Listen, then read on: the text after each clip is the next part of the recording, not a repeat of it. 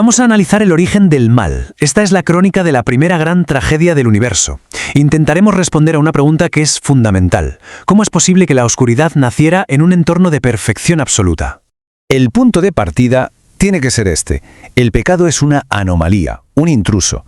Su aparición en un universo perfecto no tiene justificación ni excusa. Es un acto que simplemente no se puede explicar por las condiciones previas de orden y armonía, lo que, claro, lo convierte en un misterio profundísimo. Bien, para desgranar esto, seguiremos 6 fases cronológicas. Primero, examinaremos el misterio del mal. Luego, identificaremos el orgullo y la envidia como los detonantes. Desglosaremos la campaña de engaño que lo extendió. Entenderemos la respuesta estratégica de Dios, seremos testigos del punto de no retorno y finalmente documentaremos la gran división en el cielo. A ver, imaginemos el estado original del universo celestial, una armonía perfecta. Los seres creados, en su estado puro, encontraban su mayor alegría en servir voluntariamente a su Creador. La ley de Dios no era una imposición para nada, sino el principio que mantenía esa paz. Y en este contexto, en esta pureza absoluta, ocurrió lo impensable. Es crucial entender esto. El mal no es una creación divina. Dios, por su propia naturaleza, solo puede crear el bien. El mal, por lo tanto, es una consecuencia, una perversión de lo bueno que nace de un acto de desobediencia. Es en esencia la ausencia del bien y se originó en un ser que había sido perfecto. El epicentro de todo este colapso fue Lucifer. Y ojo, no era un ser cualquiera, era el querubín cubridor, el más exaltado de todos los ángeles. Había sido creado con la máxima nobleza y belleza, y ocupaba la posición de mayor honor, justo al lado del trono divino. Su perfección, era la cúspide de la creación angélica. Y entonces llega el momento que lo cambia todo. El Padre convoca a todos los ángeles para definir y exaltar la posición de su Hijo, Cristo, declarándolo igual a Él en poder y autoridad. A partir de ese momento, la palabra de Cristo debía ser obedecida con la misma reverencia que la suya. Aquí es donde vemos la fractura interna. La exaltación de Cristo generó en Lucifer una envidia profundísima. El ser que antes se deleitaba en el servicio, de repente empezó a codiciar para sí mismo el honor que se le había dado al Hijo.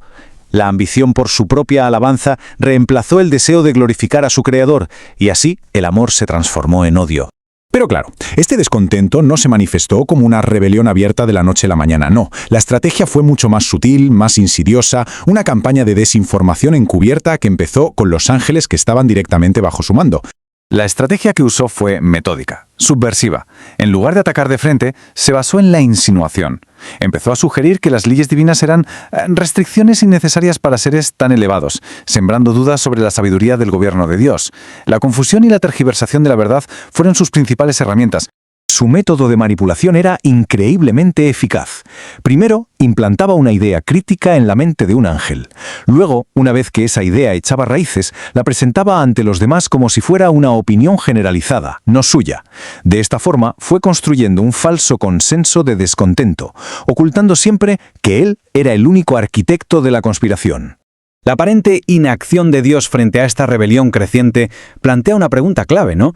Siendo todopoderoso, ¿por qué permitió que esto se desarrollara? Bueno, la respuesta nos revela la profundidad de la sabiduría divina. Porque una eliminación inmediata de Lucifer habría sido contraproducente. Los ángeles, sin entender la verdadera naturaleza del mal, habrían empezado a servir a Dios por miedo, no por amor. Se habría generado simpatía hacia Lucifer, viéndolo como una víctima, y la semilla de la rebelión habría quedado ahí, latente, en el universo. Así que la estrategia divina fue otra: permitir que la rebelión desarrollara sus principios hasta las últimas consecuencias.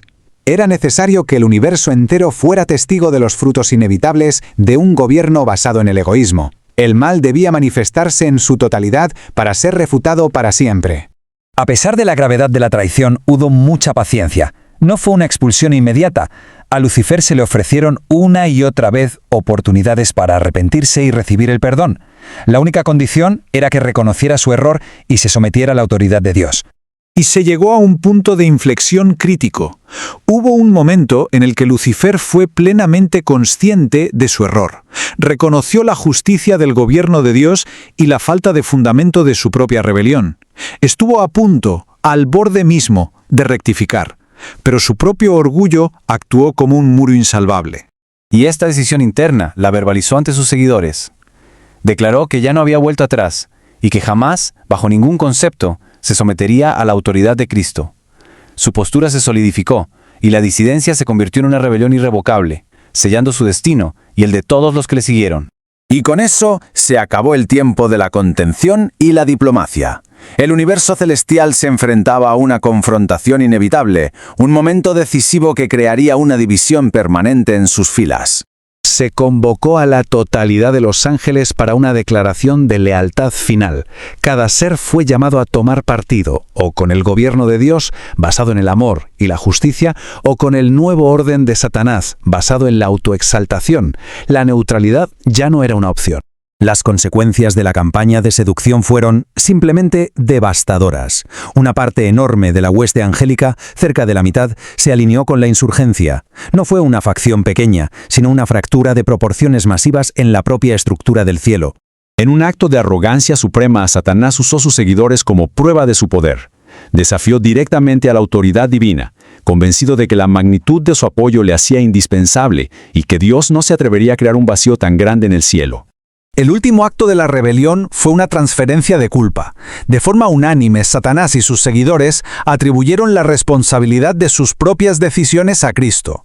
Le declararon al universo que su disidencia había sido una reacción forzada a una censura injusta, una inversión final y total de la realidad.